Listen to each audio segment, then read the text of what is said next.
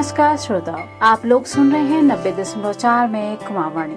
श्रोताओ, आज के इस कार्यक्रम में हम आपके लिए लेकर आए हैं गौरा कन्याधन या गौरा नंदा कन्याधन के बारे में कुछ जानकारी। क्योंकि जैसा कि आप जानते हैं, यह योजना कई वर्षों से हमारे उत्तराखंड में चली आ रही है, लेकिन वर्तमान में इसमें कुछ बदलाव कर दिए गए हैं। उन्हीं बदलावों को जानने के लिए और बालिकाओं को इसका लाभ अभी कैसे मिल रहा है, इसे जानने के लिए आज के इस कार्यक्रम में हम चर्चा करेंगे। तो आइए चलते हैं और करते हैं इससे जुड़ी हुई कुछ बातचीत।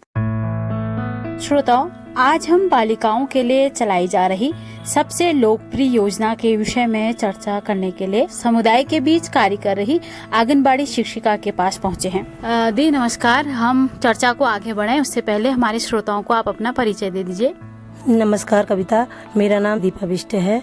मैं एक आंगनबाड़ी कार्यकर्ती हूँ। जैसे कि हमने अपने श्रोताओं को बताया भी, हम नंदा गौरा और गौराधन योजना के बारे में बात करने के लिए आपके पास आए हैं। जैसे नंदा गौरा और गौराधन योजना के बारे में लोगों को कई बार कंफ्यूजन सा हो जाता है कि ये दो योजनाएं एक ही हैं कि अलग अलग हैं। थोड़ा सा आप इसके बारे में बताएंगे कि इन दोनों में दरअसल अंतर क्या है? जैसे पहले शुरू में दोनों अलग अलग थी। जैसे हमारी बालिका पैदा होती है तो उसको जो लाभ सरकार द्वारा दिया जाता था उसको नंदा कन्याधन योजना के नाम से दिया जाता था, और जो हमारी बालिकाएं इंटर पास करती हैं उनको गौरा कन्याधन योजना के रूप में लाभ दिया जाता था। अब ये योजना जो है नंदा गौरा कन्याधन योजना के नाम से अभी वर्तमान में चल रही है। तो थोड़ा सा अब हम ये भी जानेंगे कि इस योजना का लाभ बालिकाओं को किस प्रकार से मिलता है, क्या मिलता है इस योजना में? प्रथम किस्त और द्वितीय किस्त के रूप में ये लाभ दिया जा रहा है बालिकाओं को। बेटियां जब पैदा होती है परिवार में, 2 बालिकाओं को ये मिलता है। प्रथम किस्त जो 11,000 रुपए इस वक्त दी जा रही है वर्तमान में जो है। द्वितीय किस्त इंटर पास वाली बालिकाओं को दी जाती है जो 51,000 रुपए की धनराशि है अभी।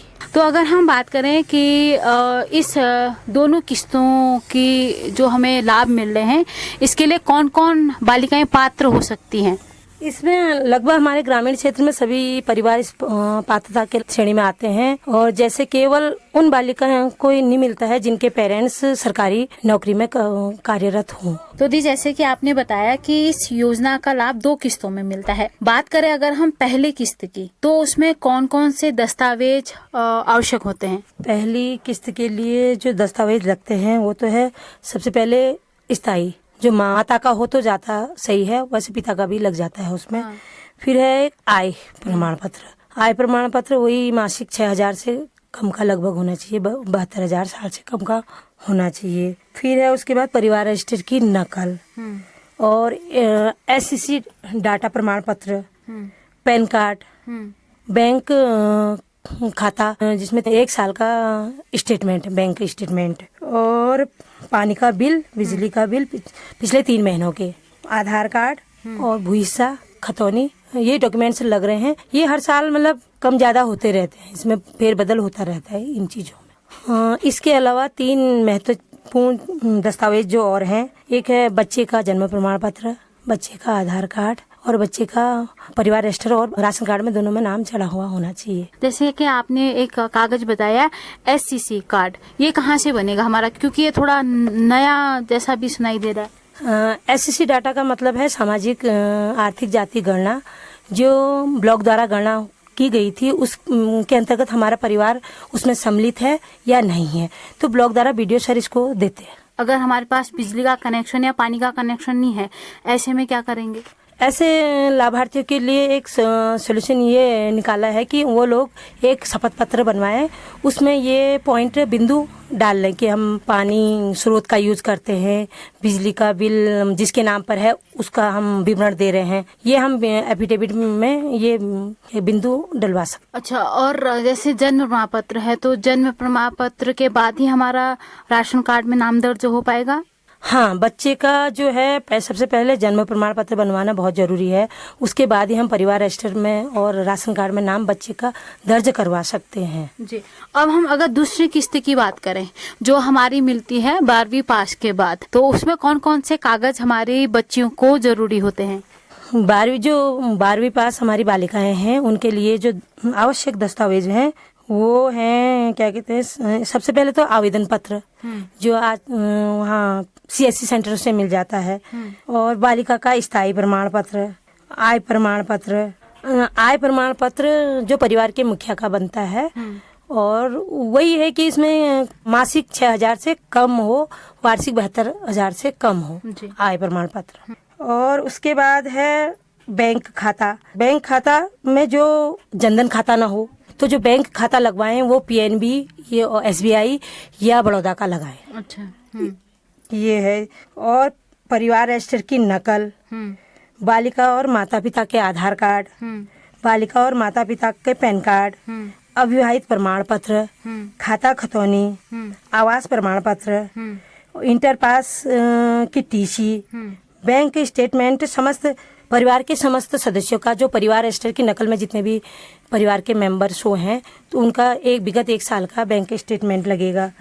बिजली और पानी के बिल 3 माह पहले, पिछले 3 माह के, और SSC डाटा, और उच्च शिक्षा में दाखिले का प्रमाण पत्र, अभिलेख भी लगेगा, और एक लास्ट है शपथ पत्र। अब हम बात करें, हमारे पास सारे दस्तावेज आ गए हैं, तो इसकी प्रक्रिया क्या है और किस तरीके से हमें आवेदन करना पड़ेगा? इसकी प्रक्रिया पहले तो ऑफलाइन थी, जो एक आंगनबाड़ी कार्यकर्ती द्वारा भरा जाता था, उनको सारे दस्तावेज दे के वो भरते थे। अब जो प्रक्रिया है पिछले साल से वो ऑनलाइन हो चुकी है।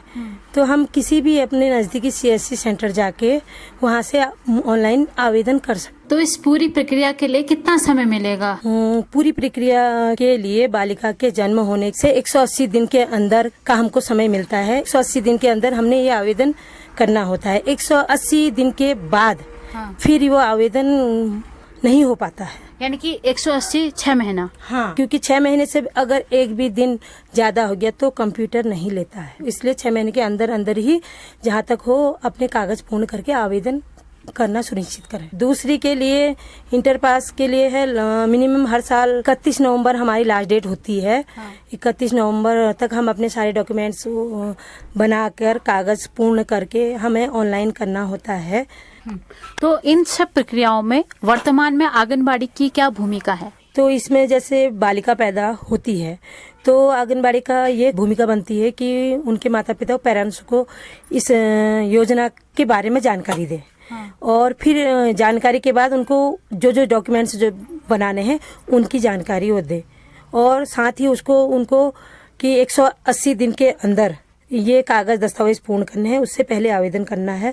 तो ये उसकी जिम्मेदारी आंगनबाड़ी वर्कर की बनती है। लेकिन इसमें हमें बहुत सारे लोगों ने ये भी बताया कि वर्तमान में उन्हें अपने कागज बनाने में बहुत अधिक परेशानी हो रही है और उन्हें आसानी से इस योजना का लाभ नहीं मिल पा रहा है। अभी इस योजना का लाभ लेना लोगों के लिए कठिन क्यों हो गया है? पहले तो ये था कि ऑफलाइन कागज जमा होते थे तो उसमें टाइम पीरियड ज्यादा था, समय ज्यादा, जैसे हम 1 साल, बच्चा 1 साल का हो गया है तब भी हम वो कागज जमा कर सकते थे, ये था। अब लेकिन एक टाइम पीरियड सीमित हो गया है, केवल 180 दिन के अंदर आपने आवेदन करना ही करना है। तो 181 दिन जहाँ से हो जाएंगे तो आपका आवेदन नहीं हो पाएगा। सबसे महत्वपूर्ण चुनौती ये है, लाभार्थी जो है 180 दिन के अंदर कागज तैयार नहीं कर पा रहा है। थोड़ा तो मैं कहूँगी क्या कहते हैं 180 दिन, वैसे 6 महीने का काफी टाइम होता है, थोड़ा सा अभिभावक को उसमें फुर्ती लानी पड़ेगी, अपने कागज बनाने के लिए थोड़ा समय खर्च करना पड़ेगा।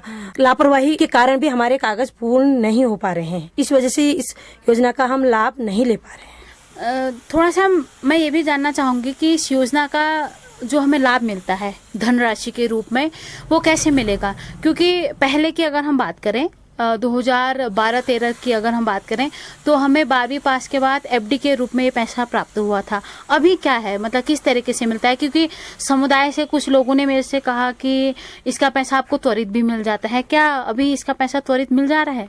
जी बिल्कुल कविता, पहले तो 5 साल के FD के रूप में ये धनराशि 5 साल बाद, इंटर पास करने के 5 साल बाद मिलती थी बालिकाओं को, लेकिन अब ये है क्या कहते हैं ऑनलाइन प्रक्रिया हो गई है तो DBT के माध्यम से आपके खाते में तुरंत DBT के द्वारा आपके खाते में आ जाती है ये, जो आपको अपनी आगे पढ़ाई के लिए इसको यूज कर सकते। अभी कितनी राशि मिलती है? अभी वर्तमान में जो है हमारे बालिकाओं को जो राशि मिल रही है वो 51,000 रुपये की धनराशि मिल रही है दूसरी किस्त में, और फर्स्ट किस्त में 11,000 रुपये की धनराशि मिल रही है। तो 11,000 की राशि भी तुरंत खाते में मिल रही है? जी बिल्कुल बिल्कुल, ये भी 11,000 की धनराशि भी डीबीटी के माध्यम से आपके खाते में तुरंत पड़ जाती है। बहुत बहुत धन्यवाद करते हैं दी, आपने हमसे इस महत्वपूर्ण जानकारी के बारे में चर्चा की। धन्यवाद कविता।